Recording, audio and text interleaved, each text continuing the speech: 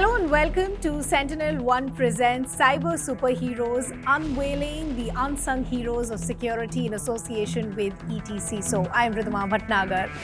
As we've been discussing that today we live in an interconnected world where security goes beyond the physical borders very well into the digital realm. So let me give you a comparison and an example, right? If you have our armed forces guarding us at our national borders, who is really guarding us in the digital realm? It's the CISOs who step into that role, Chief Information Security Officers who become the silent sentinels for their organizations to protect them against that unpredictable cyber threats and also other challenges at large. And in fact, we have one such superhero joining us, Aamir Hakim, the CISO at ETCISO India. Aamir, thank you so much for taking out the time and joining us here. Pleasure being here. Thank you so much for inviting me. So, when we introduced the segment, we said you all, don the role of a superhero, or you don the cap of a superhero because your role is unpredictable. You don't know where you're heading into. How does that feel? Do you feel you take that as a compliment, or do you feel there's added pressure with that tagline?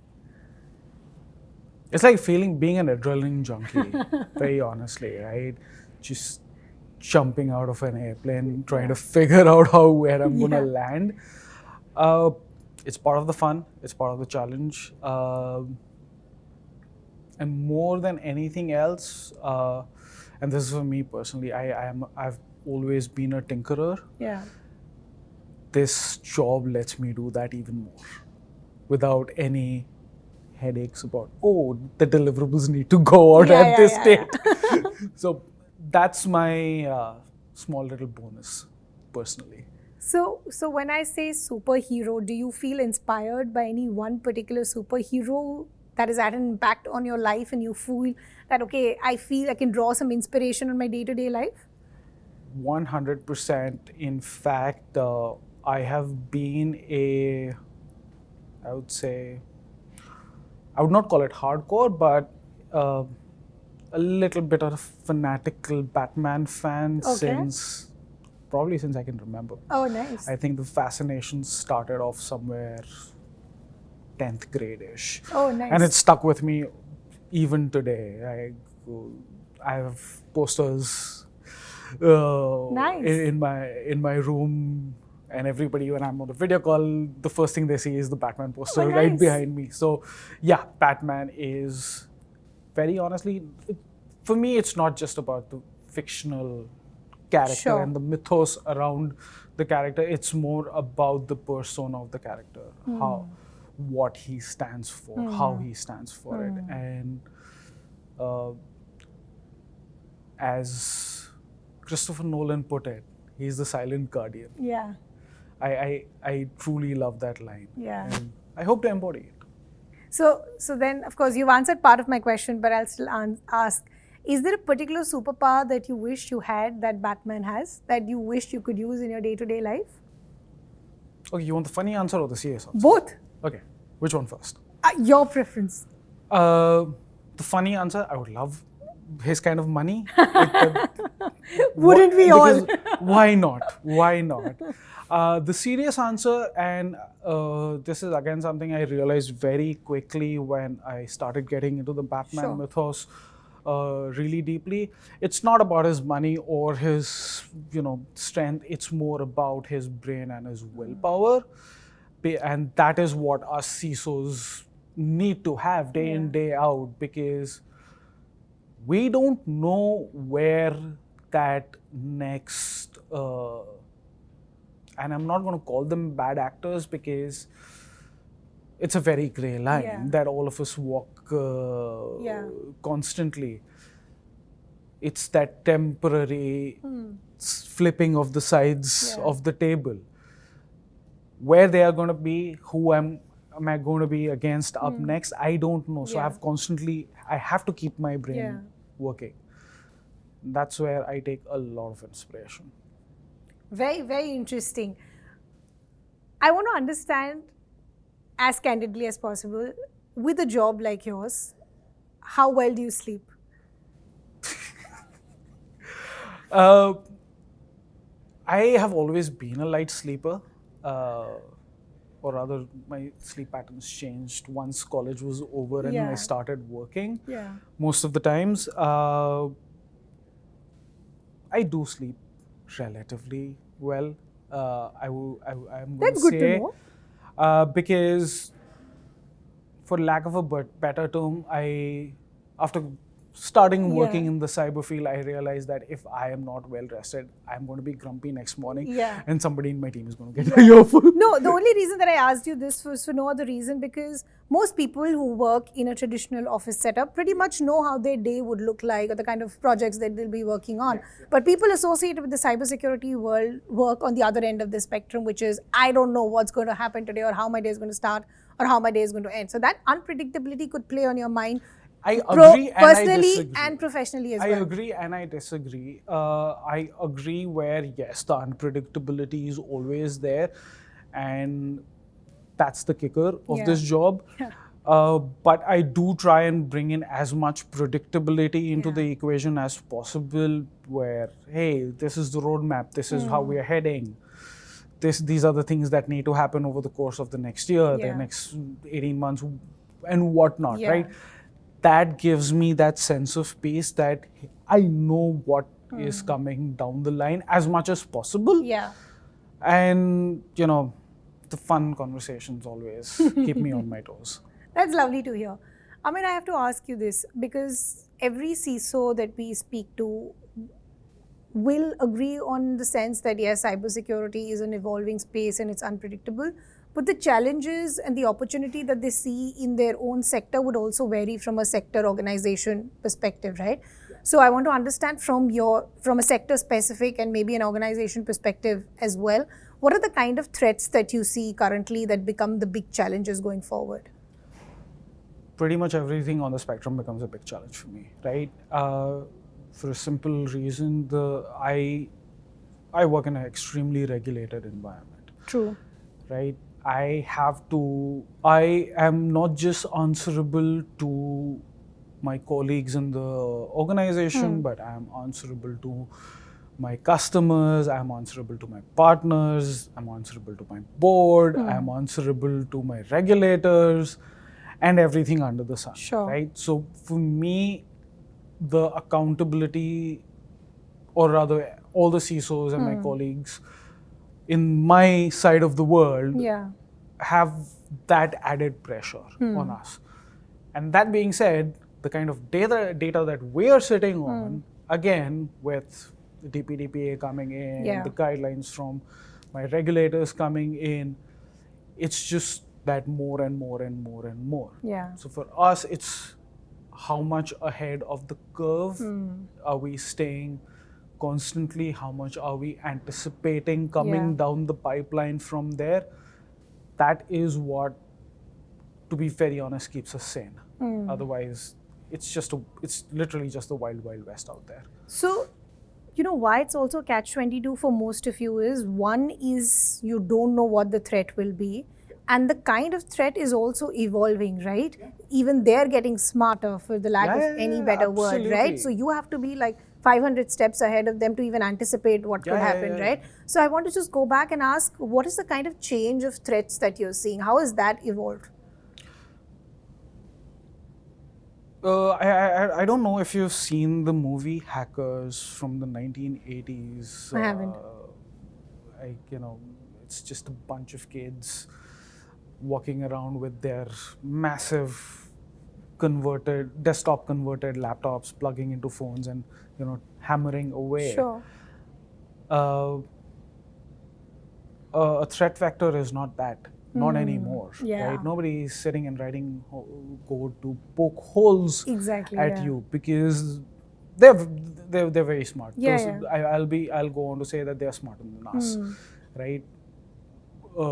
But they're persistent, right? And that is where the interesting challenge ends up being, because they can fail. There is no set number to the times they need to fail, right? But I need to fail once. And it's the org is. Absolutely. It's a big hit that's going to come. You have one loophole and that's more than enough. Exactly. Is any ecosystem going to be 100% bulletproof? Absolutely not. Not possible. Yeah. Even utopia won't be Of course. 100%, Of right? course. It's just understanding Yeah. what is coming at you, Yeah. being able to react extremely quickly, and when that's where all the fun little conversations with all our partners come into play, Yeah. where if a human comes into the loop, I'm not going to be able to react that Yeah. quickly, which means I need to play around. I need to do mock runs. Yeah. Picking the analogy from yesterday, I need to be the Deva and the Asura Yeah. at the same time, Yeah. and put on both those hats and think both those Yeah. angles simultaneously. And that is how I try and secure my ecosystem. Yeah. And everyone over here has some or the other flavor around the same thing that Sure. they are doing, because this is a very similar conversation that I've Yeah. been having for the past week. Yeah, I'm sure. So just what you said is very interesting, right? When a human comes into the picture, you don't know which way it's going to go, right? So just give me like a case study or like a mock situation of what happens when the worst case scenario happens. How do you go from there on? I'm not sure if you were in the room when a colleague of mine presented how they were attacked and how they, went through the whole ordeal. The playbook, very honestly, remains similar across the board. Okay. Right? Where if, and pardon my language, if you see a boo-boo Yeah. happening somewhere, the first instinctive reaction, which for any CISO is going to be like, hey, first and foremost, stop it right there in its track. I don't want to fix it Yeah. at that point in time. You want to nip it right? in the bud. Just kill it right there. That instinctive reaction holds true under any circumstances, under any threat that you encounter, be it a DDoS on something, an asset of mine, be it a phishing attack, trying to put in a rat and a ransomware Yeah. through it, somebody trying to exfil data. That's the instinctive reaction, and that is the right reaction, right? First, close it, and then start figuring out Yeah. what went wrong. Don't try and figure it out. Don't go around figuring out what went wrong while it is happening. Yeah. Doesn't work. Yeah. It is a bad idea, which is where my philosophy is automate everything. Yeah. More than anything else, automate the levers at your disposal that Yeah. is going to ensure something is stopped right there in its tracks. Got it. Figure all the manual bits out later.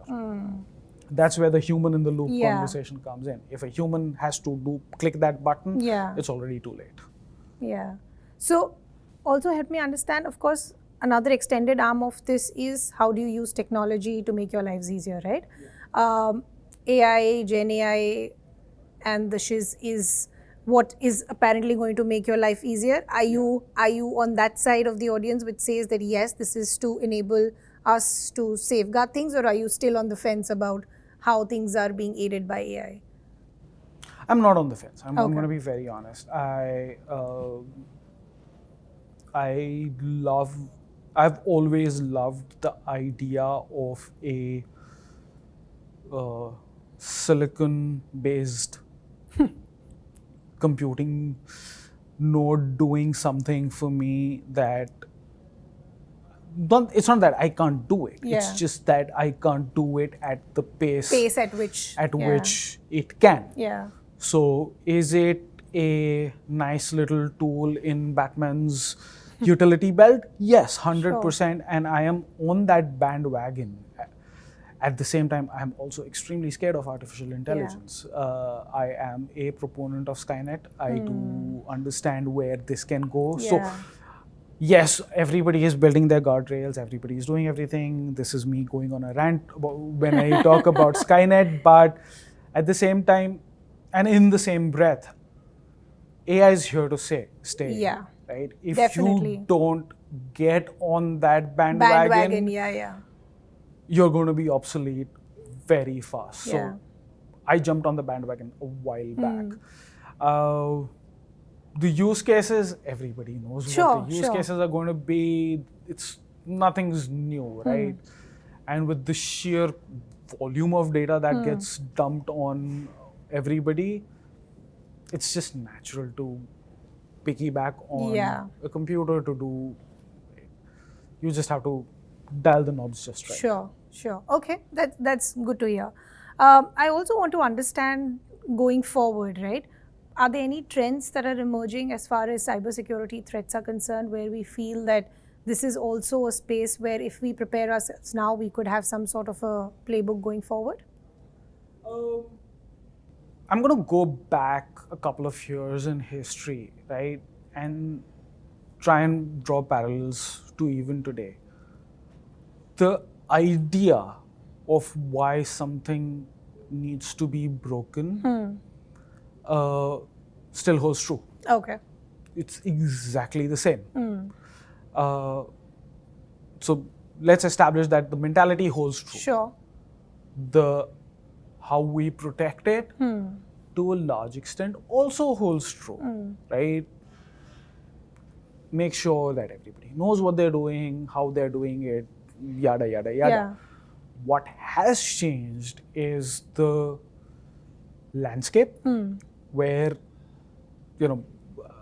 again, drawing parallels from the conversations that have been happening, the perimeters or the ecosystems have changed. There is no more an ecosystem. Every phone, every laptop, every person is now a node in your ecosystem. And building a framework around that persona is what has become important. True. That is the difference. Now, my view of how the trends that are emerging is nobody is targeting an organization. They are targeting the individual. Okay. Right? So, how do you... It's easy to harden a laptop. Sure.